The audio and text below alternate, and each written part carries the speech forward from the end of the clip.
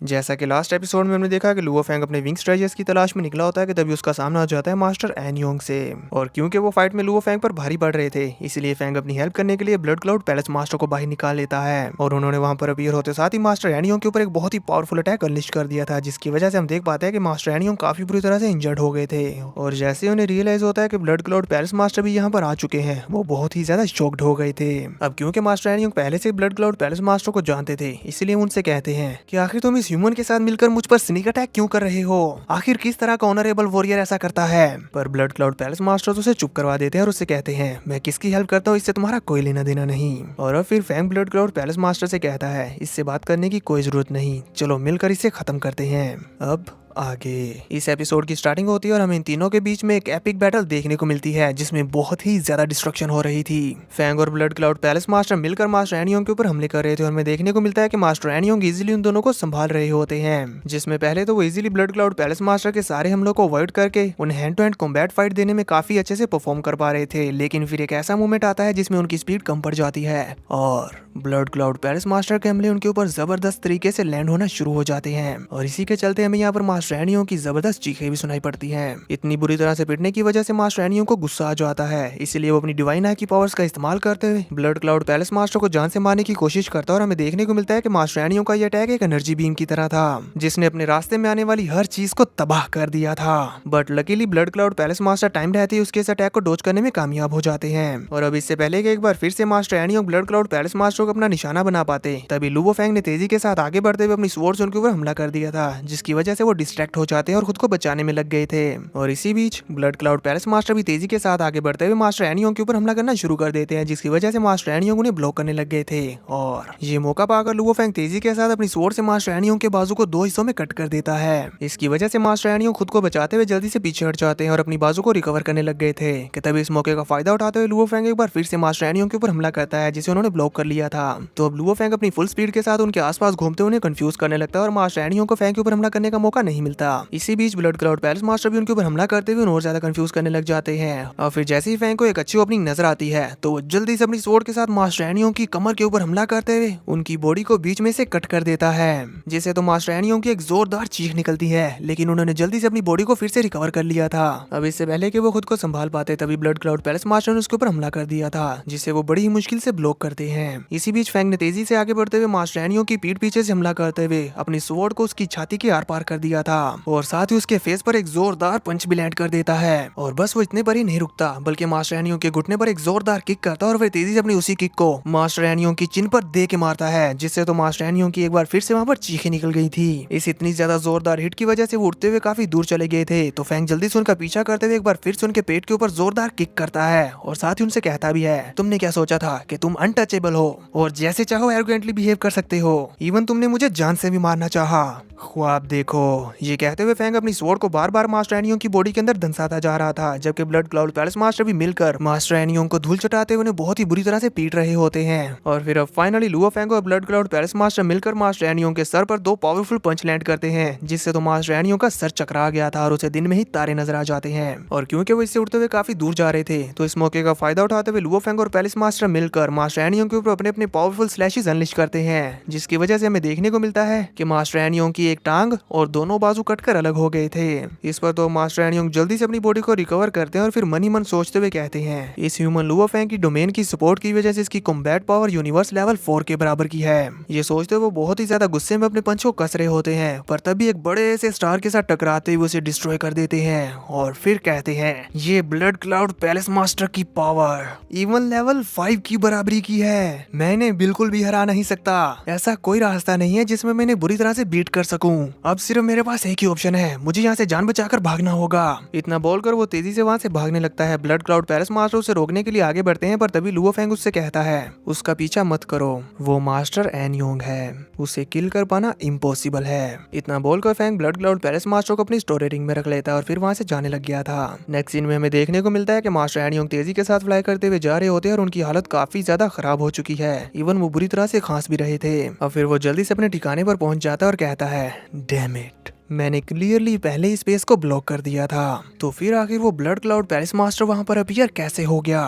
क्या ऐसा हो सकता है कि उस लुओ फेंग ने पहले ही ब्लड क्लाउड पैलेस मास्टर को अपनी वर्ल्ड रिंग के अंदर छुपाया हुआ था? लेकिन भले ही उनका रिलेशनशिप अच्छा हो, पर इसका मतलब ये नहीं है कि वो blood cloud palace master Luo Feng का पर्सनल बॉडीगार्ड बन जाए। और अगर ऐसा है तो क्या वो ब्लड क्लाउड पैलेस मास्टर भी एक्चुअली में ह्यूमन है? ये कहते हुए वो गुस्से में अपनी पावर्स को अनलिश करते हुए कहते हैं, लुओ फेंग, मैं तुम्हें नहीं छोड़ूंगा। इसी के साथ सीन कट हो जाता है और नेक्स्ट व्यू में हमें दिखाया जाता है कि लुओ फेंग उस लाइट बैरियर के सेकंड लेयर के अंदर आ चुका है। अभी और भी आगे फ्लाई करते हुए जा रहा होता है और जाते हुए रास्ते में अपनी मन ही मन सोचते हुए कहता है, अब इस लाइट बैरियर के अंदर मैं और भी ज्यादा सेफ हूँ, दूसरों के लिए इसे ढूंढ पाना आसान नहीं होगा।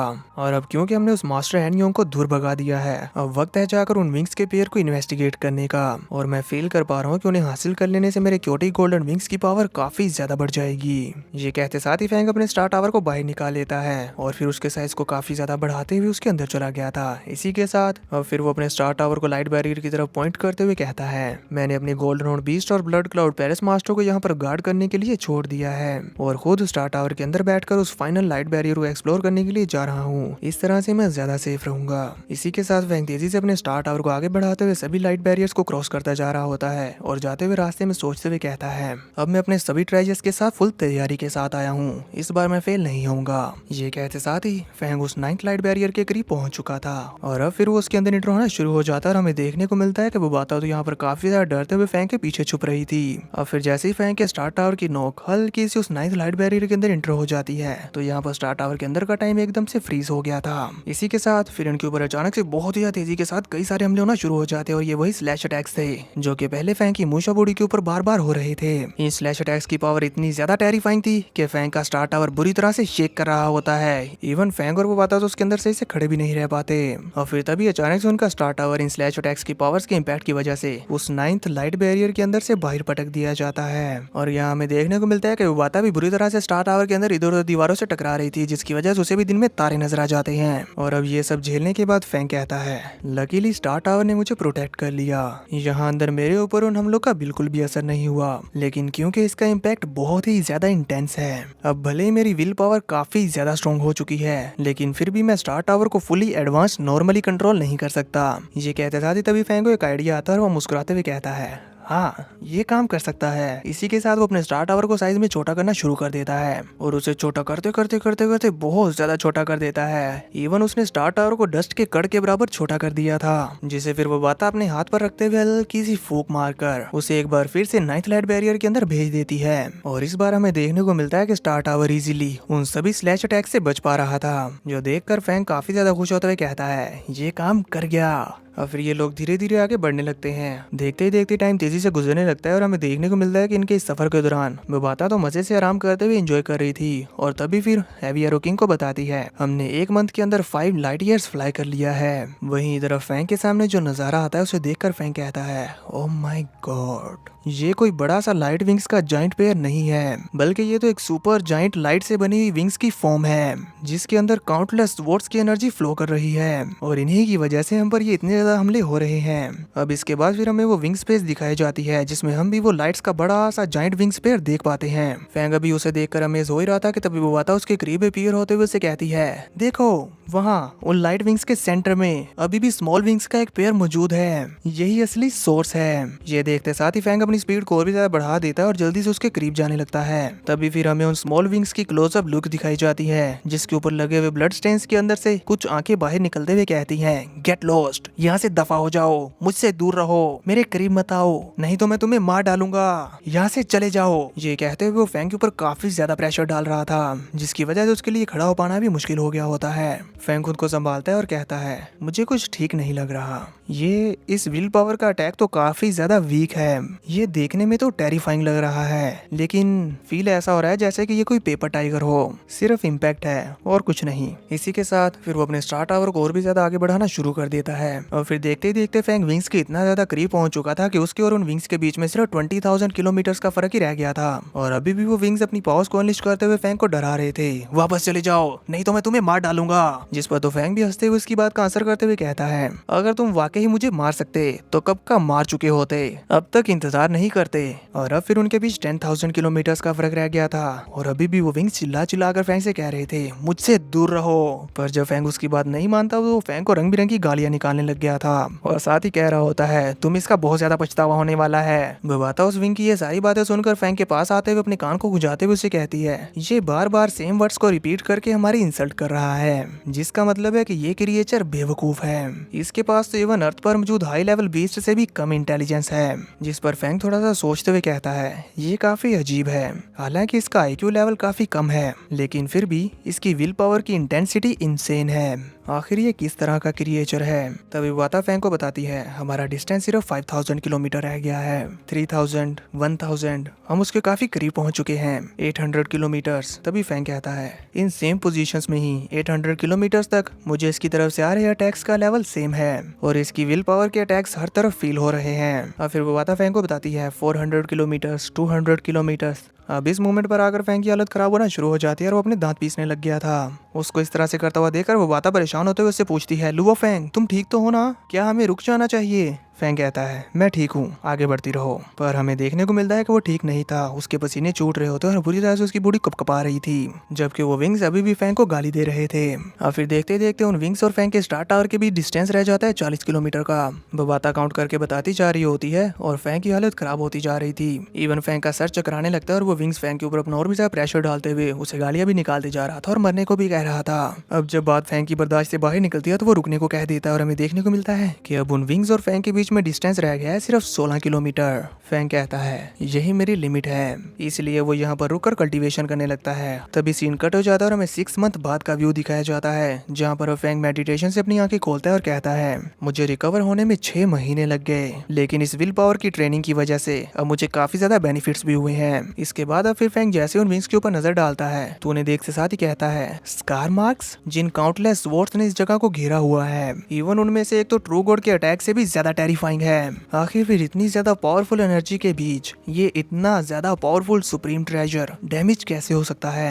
जिस पर वो वाता उससे कहती है, सिर्फ एक ही ऐसी चीज है जिससे ये इतना ज्यादा पावरफुल सुप्रीम ट्रेजर डैमेज हो सकता है, वो है ग्रेट होली लैंड यूनिवर्स के वो मिस्टीरियस क्रिएटर्स। उसकी ये बात पर तो फैंग भी हमें सर हिलाता है और फिर कहता है, जरूर इनके साथ कुछ ना कुछ तो हुआ होगा, लेकिन अभी के लिए पहले मैं इन्हें हासिल करूंगा। दोस्तों अभी जिस वक्त मैं ये वीडियो रिकॉर्ड कर रहा हूँ तो अचानक से बारिश होना शुरू हो गई है। हो सकता है कि आपको पीछे में बारिश की नॉइस आए, तो माइंड मत करिएगा, नेचर को एंजॉय करो।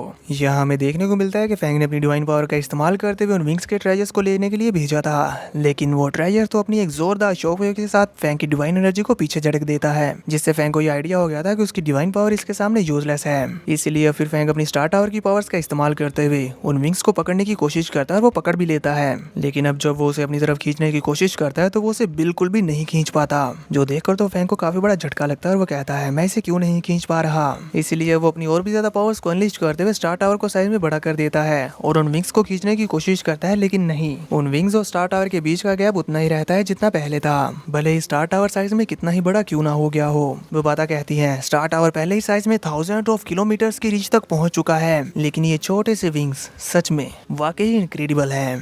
इधर वो विंग्स अपनी और भी ज्यादा पावर्स को अनलिस्ट करते हुए फैंग को गाली निकालते हुए कहते हैं, अपनी मौत को दावत मत दो। इसके चलते तो फैंग का अभी भी सर चकरा रहा था। और फिर जैसे ही फैंग खुद को संभालता है तो उसे किसी की आवाज सुनाई पड़ती है जो कहता है, ह्यूमन। इस पर तो फैंग भी फौरन से आंसर करते हुए कहता है, तुम कौन हो। और फिर वो अपने मन में कहता है, ये उस पहले वाली डिस्ट्रक्टिव विल पावर से बिल्कुल अलग है। इतने में ही हमें देखने को मिलता है कि उन विंग्स के पास एक ओल्ड मैन की सोल फॉर्म अपीयर होते हुए कहती है, मैं सुप्रीम ट्रेजर की स्पिरिट हूँ, मैंने ये एक्सपेक्ट नहीं किया था कि बाहर मेरे और भी कॉम्पोनेंट्स होंगे। इस पर फैंग उससे कहता है, वो ये सेंस कर सकता है। और फिर वो खड़े होते हुए उस ओल्ड मैन स्पिरिट से कहता है, क्या मतलब कि तुमने एक्सपेक्ट नहीं किया था।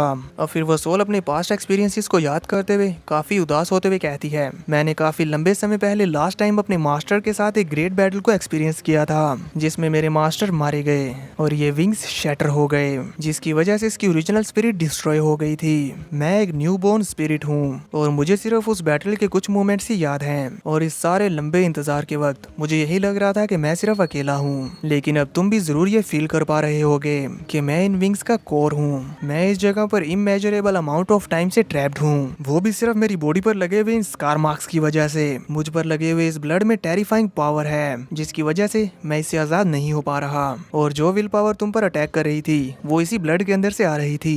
अब अगर तुम मेरी मदद करोगे और मुझे रिपेयर कर दोगे तो मैं इस ब्लड को मुझसे दूर करने में कामयाब हो पाऊंगा। उसकी ये सारी बातें सुनकर अब उन विंग्स के ऊपर लगा हुआ ब्लड बोलते हुए कहता है, इसकी बातें मत सुनो, ये तुमसे झूठ बोल रहा है, ये झूठ बोल रहा है, ये तुम्हें मारना चाहता है। ये कहते हुए उस ब्लड ने स्पिरिट को अपनी तरफ खींच लिया था, जबकि ये स्पिरिट फैंग से कहती है, रिकवर होने में मेरी मदद करो, मैं डेफिनेटली तुम्हें अपना मास्टर मान लूंगा। जबकि अभी भी वो ब्लड बोल रहा था, इसकी बात मत सुनो, ये तुमसे झूठ बोल रहा है। इनकी ये हरकतें देखकर तो इधर वो वाता और लुओ फेंग दोनों ही सोच में पड़ चुके थे कि ये आखिर चल क्या रहा है। वहीं अब वो स्पिरिट फैंग से कहती है, ये शुरुआत से ही तुम पर हमले करवा रहा है और यही तुम्हें धमकियां भी दे रहा है, क्योंकि ये डिस्ट्रॉय होने से डरता है, इसीलिए ये बार बार तुम्हें यहाँ से जाने के लिए बोल रहा है। तो अब फैंग उससे कहता है, अगर ऐसी बात है तो पहले तुम मुझे अपना मास्टर मान लो और फिर मैं तुम्हारी हेल्प करने के लिए अपना बेस्ट दूंगा। इस पर वो स्पिरिट कहती है, ऐसा नहीं है कि मैं ये करना नहीं चाहता, वो बात ये है कि तुम्हें मास्टर एक्नॉलेज करने के लिए मेरे ऊपर लगाई गई रिक्वायरमेंट्स बहुत स्ट्रिक्ट हैं, जिसमें से पहले ये है कि तुम्हारे पास परफेक्ट जीन्स होने चाहिए।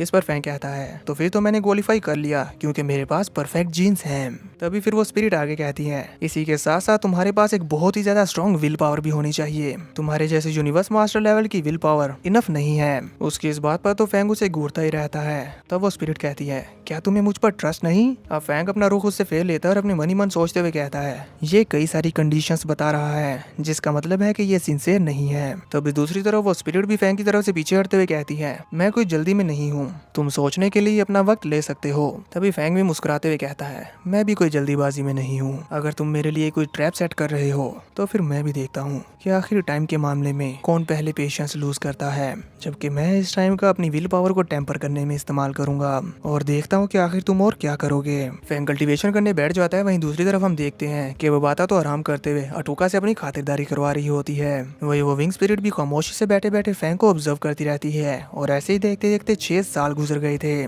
जिसमें दोनों ने ही कोई हलचल नहीं की थी। और अब फिर फैंग अपने मन ही मन सोचते हुए कहता है, 6 साल गुजर चुके हैं और अब मेरे और इन विंग्स के बीच में 1 किलोमीटर का डिस्टेंस और कम हो गया है। फैंग अभी ये सोच रहा था कि तभी फैंग को आवाजें आने लगती हैं, मैं ये रियलाइज करते साथ ही फैंग जल्दी से एक्टिव हो जाता है और अपने आसपास देखने लगता है कि आखिर आवाज कहाँ से आ रही है। ये नोटिस करते साथ ही तो फैंग ने जल्दी से अपने स्टार टावर को भी उन विंग्स से पीछे कर लिया था, जो वो विंग स्पिरिट भी नोटिस कर लेती है। इधर अब फैंग खुद को संभालते हुए अपने आसपास देखने लगता है कि आखिर कौन है, जबकि अभी भी वो आवाज आई जा रही थी, मैं अटूका भी वेपन लेकर रेडी हो जाती है और वो बाता भी फैंग के पास आ गई थी। अटूका पूछती है, ये कौन है? वो बाता और अटूका तो काफी डर रही थी, जबकि वो आवाज अभी भी आती जा रही होती है, मैं तभी भी फैंग को एहसास हो जाता है और वो अपने विंग्स की तरफ देखते हुए कहता है, क्योटी गोल्डन विंग्स, क्या ये तुम हो? वो बाता भी उसे टैप टैप करके चेक करने लगती है और सोचने लगी थी कि आखिर हो क्या रहा है। तभी फैंग उसे कहता है, तुमने भी अपनी स्पिरिट को अवेक कर लिया।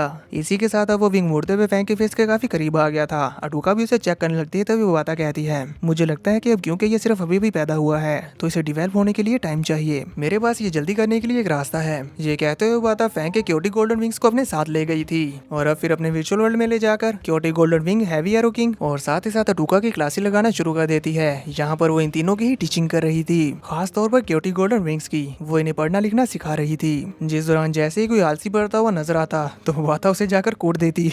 देखते देखते टाइम गुजरता रहता है और हम देख पाते हैं कि क्योटी गोल्डन विंग्स तो बहुत ही अच्छे से पढ़ लिख रहा है और उसने काफी इंप्रूवमेंट भी कर ली है। जिस दौरान अटूका उसे डिस्ट्रैक्ट करने की कोशिश कर रही थी तो वो बाता गुस्से में उसे पकड़कर पानी में फेंक देती है कि चल दफा हो, डिस्टर्ब मत कर हमें भी। लाइक मुश्किल से तो एक स्टूडेंट मिला है जो अच्छे से मन लगाकर स्टडी कर रहा है। इसी के साथ वो बाता की टीचिंग में अच्छा स्कोर लेकर पास हो जाता है, या बोलो ग्रेजुएट हो जाता है। इसके बाद फिर वो फैंग के पास लौट आया था और फैंग से कहता है, मास्टर मैं बाहर जाना चाहता हूँ, मैं बाहर मौजूद उस लाइट को खाना चाहता हूँ, उस सोर्स लाइट को। जिस पर फैंग थोड़ा सा हैरान होते हुए कहता है, क्या सोर्स? इस पर क्योटी गोल्डन विंग्स फैंग को बताते हैं, सोर्स इसके अंदर है, मैं उस सोर्स लाइट को खाना चाहता हूँ। यानी कि वो जाइंट लाइट विंग्स, उनकी एनर्जी को हमारा ये क्योटी गोल्डन विंग खाना चाहता है। जो सब सुनकर तो फैंग काफी हैरान परेशान हो जाता है। तभी बाता वहाँ पर अपीयर होते हुए कहती है, अब मुझे समझ आ रहा है, इन विंग्स के टोटल 6 पेयर्स हैं और इनका सोर्स कोर है जो एनर्जी को स्टोर करने के लिए इस्तेमाल होता है। इन विंग्स के पहले मास्टर के पास बहुत ही ज्यादा एक्स्ट्राऑर्डिनरी पावर्स थी और इसीलिए उसकी ज्यादातर डिवाइन पावर कन्वर्ट करके सोर्स के द्वारा स्टोर कर दी गई और यही वजह है कि इन विंग्स की पावर इतनी ज्यादा फॉर्मिडेबल है।